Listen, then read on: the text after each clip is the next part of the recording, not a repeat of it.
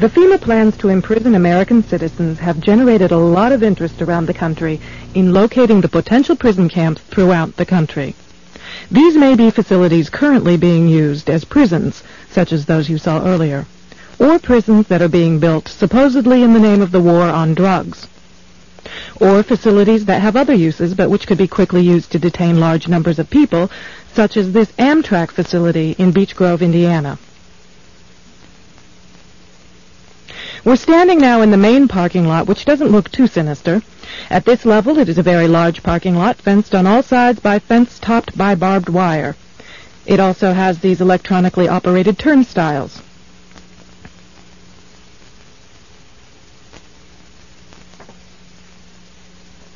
There is also a surveillance camera, just like we saw at the FEMA facility, pointing out to the parking lot, and a helicopter windsock.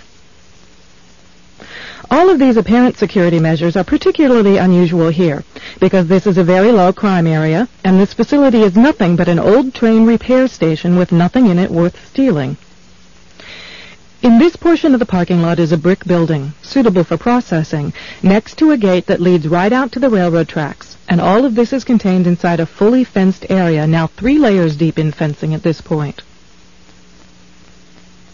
This U.S. Air Force train indicates federal and military involvement.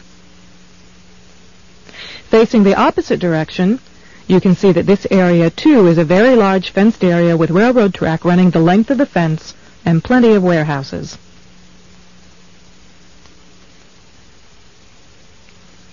This facility was supposed to have closed in June of 1993, yet instead several $1 million in federal funds have been spent on supposed renovations over the past 2 years.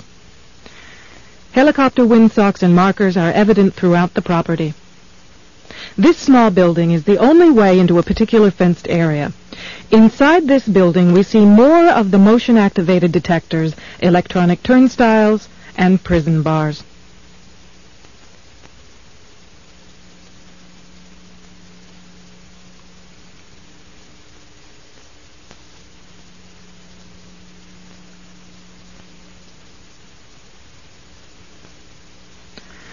All of the renovations to this property have involved putting in new fencing, electronic turnstiles, concrete flooring in unused warehouse buildings, and putting in large gas furnaces on buildings that were never heated any time in the past 20 years.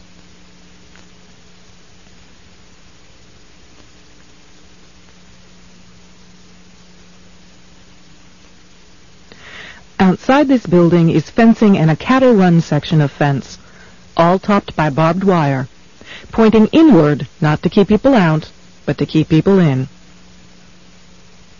This was common throughout the facility, particularly the new fencing that had been erected.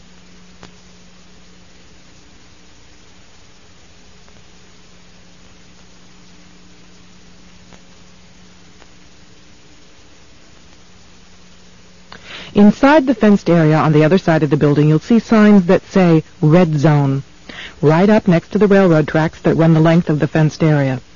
Next to the Red Zone sign, you can see closely numbered markers on the fences that are too closely spaced to be parking markers, just as if they plan to have people line up to board the trains.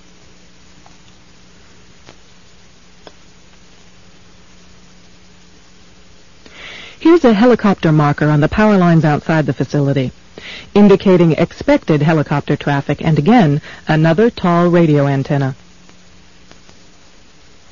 Looking around, you can get an idea of how huge this place is and how many people it could contain in its fenced-in area. In yet another fenced area, we see a large warehouse building at the end, with the electronic turnstiles in front of it. The building is one that has a new concrete floor, and its doors and windows have all been blocked. Outside, there are new gas pipes.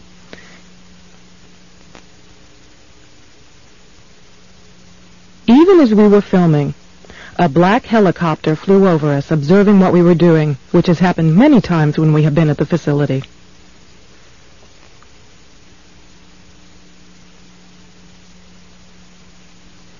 The gas lines and gas pipes at the facility run the length of the buildings.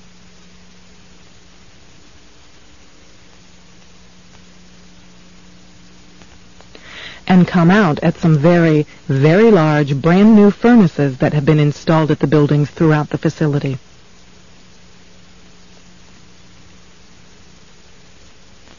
We found this crane, which has seen better days, but is plainly marked U.S. Army, in the middle of the stockyard.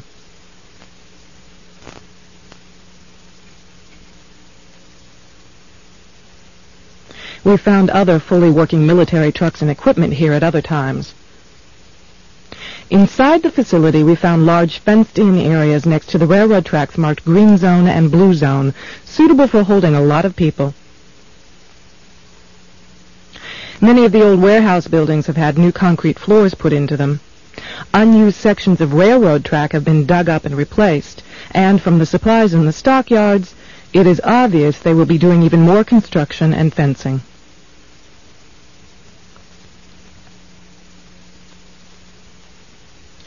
Senator Lugar of Indiana recently obtained more federal funding to renovate this facility, which is supposedly only for the repair of broken trains and where most of the buildings on the property haven't been used for years. It certainly appears they are expecting more than just broken trains. This tower, overlooking the entire facility at one end of the facility along the railroad tracks, also has a radio antenna on it with a ladder up inside of it. It would make an excellent watchtower.